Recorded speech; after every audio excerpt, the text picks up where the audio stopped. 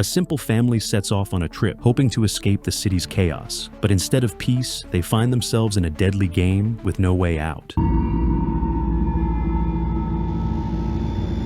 The night before, a brutal murder of a local man took place in this remote area. By morning, a family of city dwellers arrives. Keith Manning, his wife Kathleen, and their kids Jeffrey and Amy. They've stopped to enjoy Keith's signature barbecue, which he takes great pride in. Amy, tired of these annual trips, says she's not hungry and walks away to smoke. Meanwhile, local farmers Billy and Vern approach the Mannings and ask if they've seen their relative Melior, who went missing the night before. His truck was found that morning in the creek. Keith replies they haven't seen anyone, and when asked about the barbecue, Jeffrey offers one of his many chocolate bars, which Vern, a known sweet tooth, happily accepts. Amy returns to the family, and Keith immediately tells her to go back to the trailer. The rednecks, glancing at the girl, eventually drive off to continue searching for their relative. The Mannings move on, playing word games along the way, until they run into the same couple of locals with shotguns. The locals claim their pickup truck broke down, and there's no auto repair shop nearby. Vern suggests Keith give Billy a ride home so he can fetch his cousin's car, as Vern himself refuses to leave behind the game he shot during the hunt. Despite his wife's objections, Keith agrees, figuring they have no other options. Along the way, Billy behaves brashly, mentioning they can't miss his house since there are no other homes around. He lives there with his cousin Neville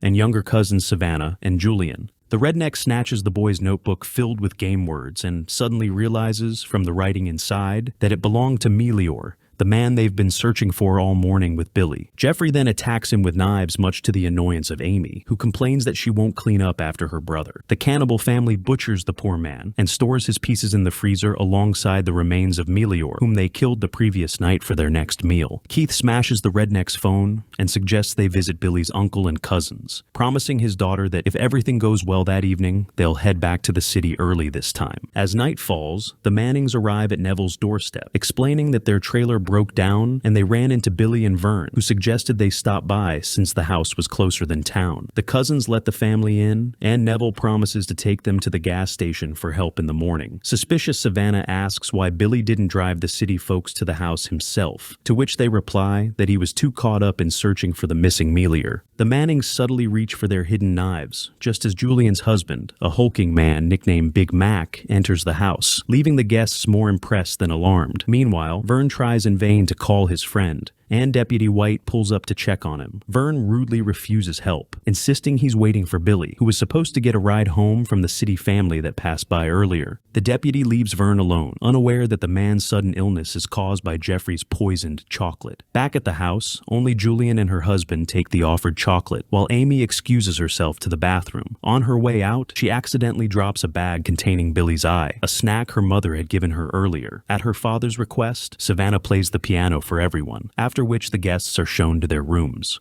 The couple is given the former bedroom of Neville's late wife. Jeffrey is sent to Billy's room, and Julian suggests Amy share Savannah's room, adding that Savannah prefers female company. Despite his wife's doubts, Keith reassures her, saying these rednecks have nothing worth living for anyway, and urges her to stick to the plan. He then checks on Jeffrey, praising him for slipping the poisoned chocolate to Julian and her husband, and reminding him to stay patient. Tired of waiting for Billy, Vern decides to walk to the house. Meanwhile, Julian is vomiting in the bathroom, forcing Big Mac to relieve himself outside, where Jeffrey finds him. The boy circles the giant, slashing him with a knife. When Big Mac finally manages to pin him down, another wave of nausea hits, and Jeffrey seizes the moment, wrapping a garrote around the man's neck. Meanwhile, Amy admires Savannah's archery trophies and casually mentions she's also into girls, so sharing a bed isn't an issue. The two bond, and Amy offers Savannah some of her weed. She confesses she dreams of escaping her family, as she no longer approves of their lifestyle. Meanwhile, Keith, armed with an axe, sneaks into Neville's room and kills him. Spotting Jeffrey dealing with Big Mac, he scolds his son for being impatient and disobedient, but rewards him with the old man's severed tongue while his wife isn't looking.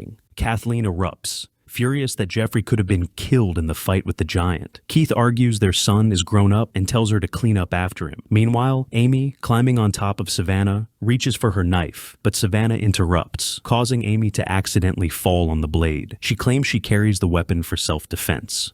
Amy hesitates, lowering the knife as Savannah offers to bandage her wound, mentioning she learned first aid while volunteering. Savannah heads to the shed for the first aid kit and overhears Keith and Kathleen near the hidden trailer. Once they leave, she sneaks inside and discovers Big Mac's corpse. Meanwhile, Julian finds Melior's eye on the bathroom floor, and Keith grabs her, telling Kathleen it's her turn to kill, with Jeffrey eagerly supporting him. Just as Kathleen finally steals herself, an arrow from Savannah's bow pierces her neck. Amy, seeing her mother fall, blames her father and his bloody hobby, accusing him of targeting a good family this time. Keith argues the farmers were nothing like them, and that what she calls a hobby is their way of life. Keith and Jeffrey tie up Julian and begin torturing her to lure Savannah back. Meanwhile, Savannah sneaks into the house through a window, calls the police from Amy's phone, and knocks out Jeffrey when he hears her. Deputy White, alerted to the strange call from a Los Angeles area code, recalls Vern mentioning Billy was heading home with some city folks and requests permission to check Neville's house. Julian refuses to call for her sister, but Savannah, holding Jeffrey hostage, arrives on her own. Keith threatens her with a knife, and Amy warns that her father will use it regardless. Savannah releases Jeffrey, and Amy disarms her, saying she picked the wrong family to mess with. As Jeffrey lays a gasoline trail to the house, Keith fries up some meat, offering it to the captives. To clarify what's on the menu, he brings Julian her husband's severed hand. The sisters refuse to eat the human flesh, so Keith cuts off Julian's thumb. When he moves to do the same to Savannah, she blurts out that his daughter is a drug addict and a lesbian. The Mannings erupt into a family argument, during which Amy declares she'd rather eat women than try human flesh again. Meanwhile, Savannah frees her hands and stabs Keith in the eye with a fork. He promptly eats it, but Vern bursts in and wounds the family patriarch. The girls join the fight,